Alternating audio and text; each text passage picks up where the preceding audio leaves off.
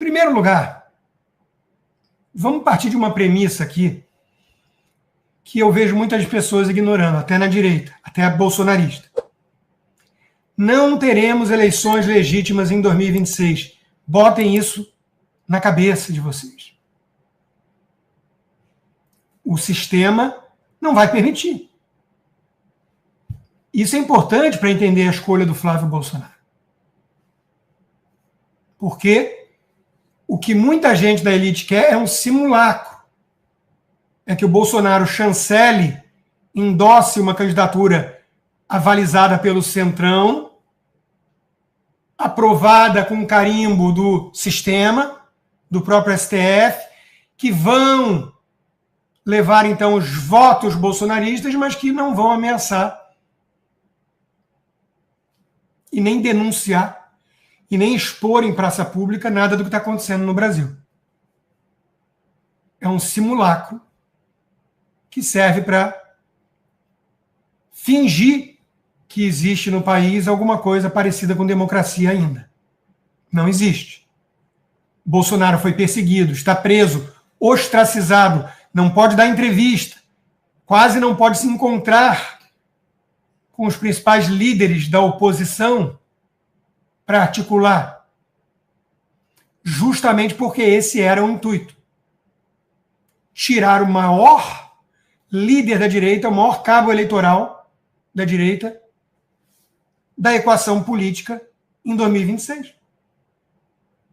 E o que tem de elite, de jornal, fingindo que isso é normal, não está no gibi. Então vamos falar das eleições em 2026. Lula vem com a máquina toda na mão, com as estatais corrompidas, com os artistas engajados, com os jornalistas militantes, com a economia cheia de populismo, compra de votos, pisando no acelerador, ferrando de vez com o lado fiscal. E o bolsonarismo vem com um boneco de papelão. Vem com um boneco de papelão. É disso que se trata. Então vamos falar sério aqui. Aí o Bolsonaro vai lá e escolhe o Flávio, seu filho, como candidato por enquanto. Balão de ensaio, blefe, o Centrão ligado ao Tarcísio ainda tem esperanças. Olha, primeira coisa a ser dita. Quem tem voto tem poder de escolha. De quem são os votos? Do Jair Bolsonaro. Vai lá, então, bota um candidato de terceira via.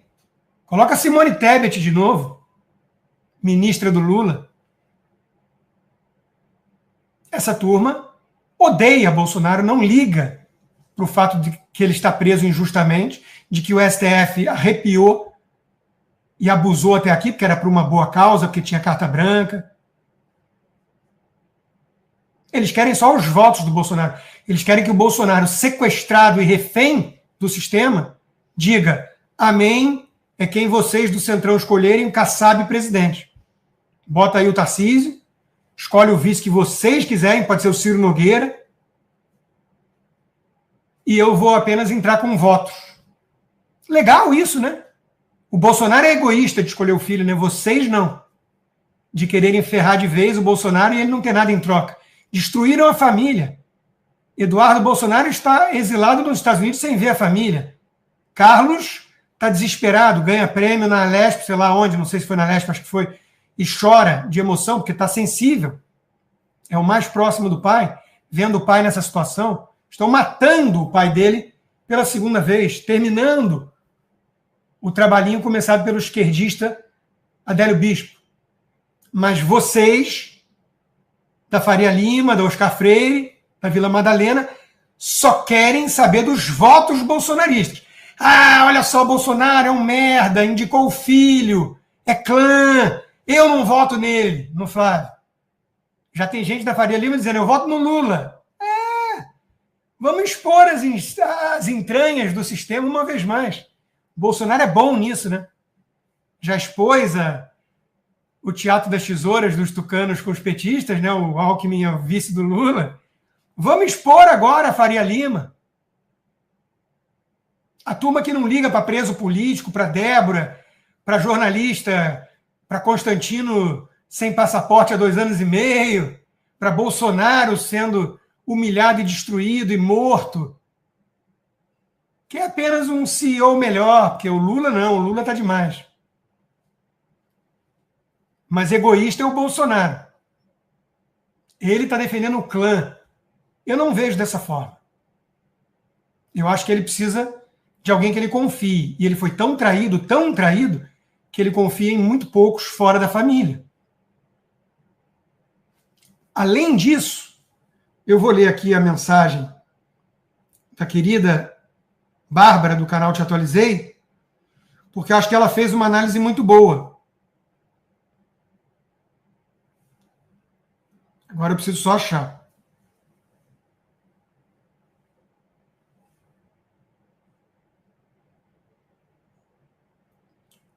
Aqui. Eu vou tentar explicar o que provavelmente aconteceu, diz a Bárbara. Bolsonaro foi jogado numa cela por um crime que não cometeu e permanecerá lá até acabar as eleições do ano que vem, pelo menos. É o que as matérias de jornais dizem de forma bem tranquila, inclusive. A justiça quer impedir que Jair Bolsonaro tenha qualquer influência nas eleições, que não eleja os seus candidatos. E a naturalidade com que as pessoas aceitaram isso foi assustadora. Tarcísio é o candidato natural, o mais provável e esperado pelo mercado, e o nome que o Centrão irá apoiar. Ou iria. Bolsonaro passou a ser chantageado. Se você não anunciar o Tarcísio, esquece a anistia. Para você e para todos os outros. Ah, quanto tempo ouvimos Hugo Mota dizer, na volta a gente compra. O centro cagou no tabuleiro por questões políticas e eleitorais. JB cansou disso e mandou um "ah, é?" Então o candidato é o Flávio. Vão votar a anistia agora? De chantageado passou a chantageador. Se não votarem a anistia, Flávio se manterá na disputa e dividirá os votos da direita. E divide mesmo.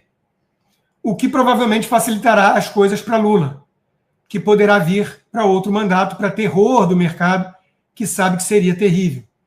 Mas o centro irá lidar com um governo aliado do STF e todas as investigações que a corte tem avançado em cima de partidos de centro, como em destaque União Brasil. Hoje, Flávio já avisou que está aberto a negociações e que essa abertura começa com a anistia. Acharam que JB estava morto, impossibilitado de qualquer movimento, qualquer coisa. Não estava.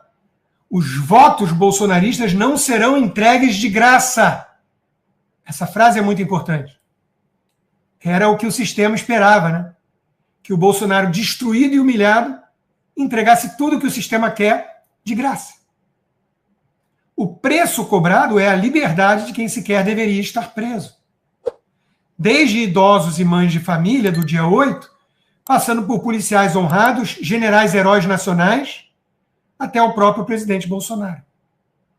Bolsonaro foi de refém a negociador. Quem achou ruim ou não entendeu, ou acha justo inocente na cadeia, em nome de uma política partidária, de um sistema de justiça que atua politicamente, vamos ver o que acontecerá a partir de agora. Sem os votos bolsonaristas, ninguém leva essa eleição. E eles sabem disso. Espero que o Flávio não desista. Uma análise impecável da Bárbara. Essa é a jogada. O Nicolas Ferreira também interpretou dessa forma. O Flávio, que é o mais ponderado da família, o mais diplomático, também o com mais telhado de vidro, rachadinha, loja de chocolate que a Globo vai requentar, tudo isso que não deu em nada. Ele é o que tem condições de articular com o Centrão. O Eduardo não tem condições. Está exilado e, se pisar no Brasil, é preso. A Michele, que muita gente preferiria, porque tem carisma e tudo, ela não é política. Eu entendo quem prefere a Michele porque quer de alguma forma, a imagem do carisma e tudo. Mas eu não acho que seja uma aposta tão clara assim, não, e vencedora. Acho que a Michelle talvez seja uma boa vice de uma chapa com, aí sim, vai um Tarcísio da vida. Mas a escolha do Flávio, primeiro por uma questão de confiança. Não vai dar tudo que o sistema quer de graça e ele não confia nem no Tarcísio dessa forma cega. E cá entre nós com toda a razão. O Kassab, muito próximo do Tarcísio, pressionando para ele se afastar do bolsonarismo. Essa é a realidade no Brasil hoje. Querem os votos de Bolsonaro e mais nada do bolsonarismo. Fácil assim, né? E egoísta é o Bolsonaro. Preso, doente, humilhado, calado. Ele é egoísta. Não essa gente que quer ferrar ele de vez e só espremer os votos dele e depois falar, agora joga fora. Pode morrer aí na prisão. Então, é compreensível o que fez Jair Bolsonaro. Absolutamente compreensível. Cabe ao Flávio agora articular, negociar, deixar um pouco de lado a ala mais fanática bolsonarista e entender que ele precisa acenar aqueles que votariam no Tarcísio e, a princípio, não votariam nele. Ele precisa falar com essas pessoas. Então, as redes sociais são muito poluídas.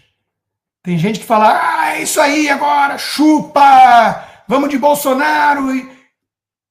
A própria escolha do Jair me parece que entende que precisa de um certo pragmatismo que o Flávio tem para negociar com esses abutres. E com gente que, por motivos também compreensíveis, são muito focados apenas na economia, porque queriam o Tarcísio. O Tarcísio é Deus para eles. E dane-se o resto, dane-se as outras pautas. A anistia não entra na hierarquia de valores, de agenda dessa gente. Mas o Flávio precisa falar com essa gente. O Flávio precisa convencê-los de que ele é um nome viável e de que é importante cacifar essa candidatura agora, se unir em torno dele, inclusive para pressionar a anistia, que é talvez o preço para, se for o caso, ele desistir da corrida ou ir para vice de um Tarcísio da vida, ali na frente.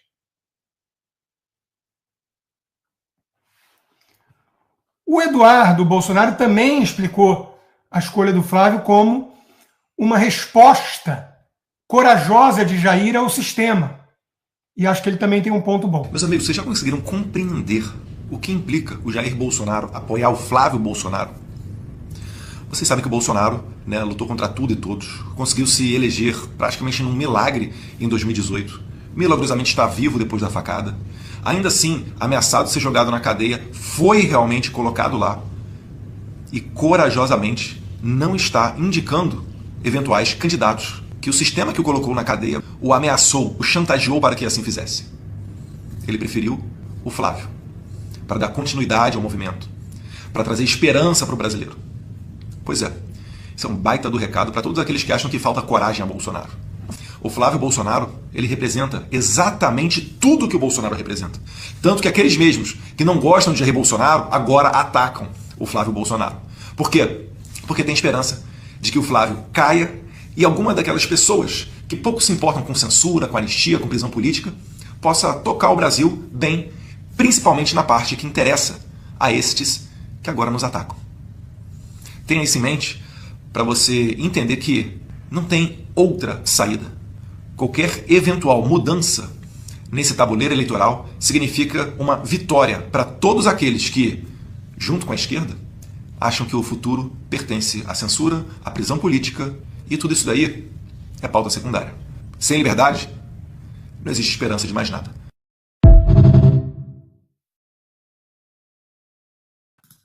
Pois é, mas a gente sabe que a turma da Faria Lima está pouco se lixando para essa questão de liberdade. Se estiver ganhando dinheiro, se a economia não estiver afundando, está tudo bem. Então, eu entendo a escolha do Flávio, uma jogada arriscada, ousada do Jair Bolsonaro, mas absolutamente compreensível pela sua própria ótica e até pela ótica dos brasileiros que não desistiram ainda de ter um país e não um puteiro e não um bordel da oligarquia, que depois vai lá, blinda carro, anda de helicóptero, viaja para Aspen e dane-se a classe média ferrada. E dane-se a Débora e aqueles que lutaram por um país livre e estão pagando um preço inaceitável, porque estamos na mão de um sistema ditatorial. Como Gilmar Mendes, Toffoli, Alexandre de Moraes não cansam de provar. A mensagem do próprio Flávio também foi muito madura. É com grande responsabilidade que confirma a decisão da maior liderança política moral e moral do Brasil, Jair Messias Bolsonaro, de me conferir a missão de dar continuidade ao nosso projeto de nação. Eu não posso e não vou me conformar ao ver o nosso país caminhar por um tempo de instabilidade, insegurança e desânimo. Eu não vou ficar de braços cruzados enquanto vejo a esperança das famílias sendo apagada e nossa democracia sucumbindo. O nosso país vive dias difíceis em que muitos se sentem abandonados, aposentados são roubados pelo próprio governo, narcoterroristas dominam cidades e explodem trabalhadores, estatais voltaram a ser saqueadas, novos impostos não param de ser criados e aumentados, nossas crianças não têm expectativa de futuro. Ninguém aguenta mais. Mas eu creio em Deus, que não abandona a nossa nação. Eu creio que ele levanta pessoas e inicia novos tempos quando o povo clama por justiça. Eu creio que nenhum cativeiro é maior do que o poder de Deus para libertar. Eu me coloco diante de Deus e diante do Brasil para cumprir essa missão. E sei que ele irá à frente, abrindo portas, derrubando muralhas e guiando cada passo dessa jornada. Que Deus abençoe nosso povo, que Deus abençoe nosso Brasil. Se você acha que mesmo assim ele tem pouca chance de derrotar o Lula, que foi uma escolha ruim por isso, e que vai dar Lula ano que vem, de novo, talvez uma boa parte do Brasil mereça isso. Talvez o Brasil tenha que virar Venezuela para essa elite egoísta se dar conta do que fez até aqui. Eu não desejo isso para o Brasil, mas uma ala da elite merece isso. São coisas diferentes.